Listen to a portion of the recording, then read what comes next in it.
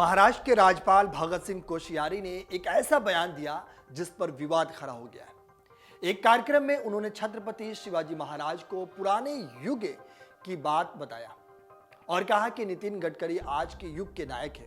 इस बयान के बाद आम आदमी पार्टी ने कोश्यारी के इस्तीफे की मांग की है। वहीं भगत सिंह कोश्यारी ने कहा, हम जब पढ़ते थे मिडिल क्लास में, हाई स्कूल में, तो हमारे टीचर पूछते थे आपके फेवरेट हीरो कौन है, तो कोई सुभाष चंद्र बोस, कोई गांधी जी, तो कोई नेहरू का नाम लेता था।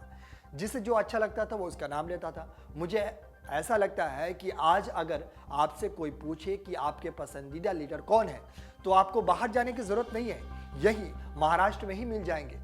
शिवाजी तो पुराने युग की बात है, नए युग में डॉक्टर अंबेडकर से नितिन गडकरी तक यही मिल जाएंगे। आपको बता दें कि केंद्रीय मंत्री नितिन गडकरी और राष्ट्रवादी कांग्रेस पार्टी के अध्यक्ष शरद पवार को मराठवाड़ा विश्वविद्यालय से मानद उपाधि से सम्मानित किया गया। इस अवसर पर आयोजित कार्यक्रम में भगत सिंह कोश्यारी बोल रहे थे। इस कार्यक्रम में कुलाधिपति के रूप में राज्यपाल भगत सिंह कोश्यारी मौजूद रहे। वहीं राज्यपाल के इस बयान पर आम आदमी पार्टी ने निशाना साधा।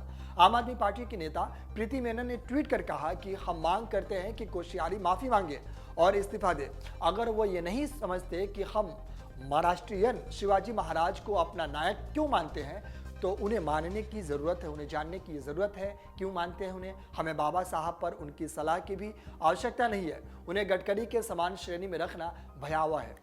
आपको बता दें कि इससे पहले जुलाई में भी राज्यपाल के बयान पर विवाद हुआ था। कोश्यारी ने कहा था कि अगर मुंबई और खासकर ठाणे से गुजरातियों और राजस्थानियों को निकाल दिया जाए तो महाराष्ट्र में पैसा ही नहीं बचेगा। ये राजधानी जो कहलाती है आर्थिक राजधानी, वो आर्थिक राजधानी कहलाएगी ही नहीं। वहीं कोश्यारी का यह बयान गुजराती और राजस्थानी समाज के व्यवसायिक कौशल की तारीफ करने के लिए था, लेकिन शिवसेना ने राज्यपाल के बयान को राजनीतिक मुद्दा बना दिया था।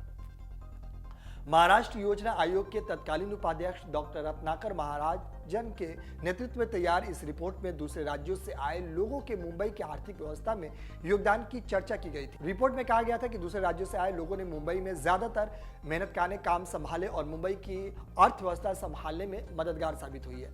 जब मुंबई के देश की आर्थिक राजधानी होने की चर्चा होती है तो ये भुलाया नहीं जा सकता कि 7 जुलाई 1854 को मुंबई में पहली कॉटन टेक्सटाइल मिल स्थापित करने वाले एक पारसी उद्योगपति कांवरजी नानाभाई डावर थे। इसके बाद तो मुंबई में छोटी बड़ी करीब 130 कपड़ा मिलें स्थापित हुई। इस इतिहास से भी मुंह नहीं चुराया जा सकता कि कोकर और मराठवाड़ा से आए लाखों मराठी परिवारों पर रोजी रोटी का संकट भले 1982 में डॉक्टर दत्ता सामंत द्वारा करवाई गई हड़ताल के बाद आया हो, लेकिन कपड़ा मिलों पर यूनियन की दादागिरी 1960 में शिवसेना की यूनियन भारतीय कामगार सेना के नेतृत्व में ही शुरू हो गई थी। जबकि मुंबई को समृद्धि देने वाले इन कपड़ा मिलों के ज्यादातर मालिक बाद के दौर में वही गुजराती और राजस्थानी थे, जिनकी प्रशंसा में राज्यपाल भगत सिंह कोश्यारी ने कुछ शब्द कहकर संबोधित किया था, यानी संबोधित किया था इस बात को लेकर के।